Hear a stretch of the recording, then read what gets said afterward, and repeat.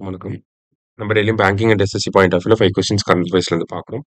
இன்னைக்கு என்ன கொஸ்டின்ஸ் இருக்கு அப்படின்னு சொல்லி பார்ப்போம். First one, national sports tribunal is one of the important provisions of the national sports governance bill அப்படின்னு சொல்லி கொடுத்துருக்காங்க.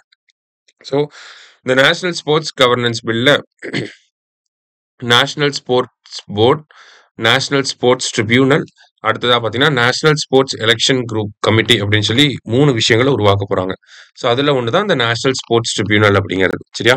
அதுக்கு சிவில் கோர்ட்டோட பவர்ஸ் இருக்கும் அப்படின்னு சொல்லியிருக்காங்க. It will have powers of a civil court அப்படின்னு சொல்லியிருக்காங்க. அதுவுமே கரெக்ட் தான். போத் கரெக்ட் அப்படிங்கிறது தான் கரெக்ட் ஆன்சர். அடுத்தது, choose the correct statements. Presidential and vice presidential elections act 1952, presidential and vice presidential election rules 1974 அப்படின்னு சொல்லி கொடுத்துருக்காங்க. ரெண்டுமே நமக்கு கரெக்ட் தான். வைஸ் பிரசிடென்ட் எலெக்ஷன் நடக்க போகுது இல்லையா? ஸோ அந்த ஒரு பேக்ரவுண்ட்ல அது ரிலேட்டடா இருக்கக்கூடிய லெஜிஸ்லேஷன்ஸை நம்ம பார்க்குறோம். சரியா? போத் கரெக்ட் அப்படிங்கிறது தான் கரெக்ட் ஆன்சர். அடுத்தது, இந்தியாஸ் ரேங்க் இன் ஹென்லி பாஸ்போர்ட் இண்டெக்ஸ் அப்படின்னு சொல்லி கேட்டிருக்காங்க. ஸோ இதுல ஃபர்ஸ்ட் ரேங்க் யாருன்னா சிங்கப்பூர். இந்தியாவோட ரேங்க் என்ன அப்படின்னா, முன்னாடி 85ல இருந்தோம், இப்போ 77th ரேங்க் நம்ம டெவலப் ஆயிருக்கும். ஓகே, முன்னாடி வந்திருக்கும். இந்தியாவோட ரேங்க் 77th ரேங்க். இந்தியாவோட பாஸ்போர்ட் வச்சிருக்கிறவங்க கிட்டத்தட்ட 59 கண்ட்ரீஸ்க்கு பாத்தீங்கன்னா விசா இல்லாம போக முடியும். ஓகே, விசா ஃப்ரீ டிராவல் அப்படிங்கிறத நம்ம பண்ண முடியும். சரிங்களா? இந்தியாவோட பாஸ்போர்ட் வச்சிருக்கிறவங்க கிட்டத்தட்ட 59 நாடுகளுக்கு விசா இல்லாம போக முடியும். அதை பேஸ் பண்ணி தான் நமக்கு ரேங்கிங்ஸ் கொடுக்குறாங்க. ஸோ இந்தியா 77th ரேங்க்ல இருக்கு. சரியா? அடுத்தது, Ajay Seth has been appointed as the chairperson of அப்படின்னு சொல்லி கேட்டிருக்காங்க.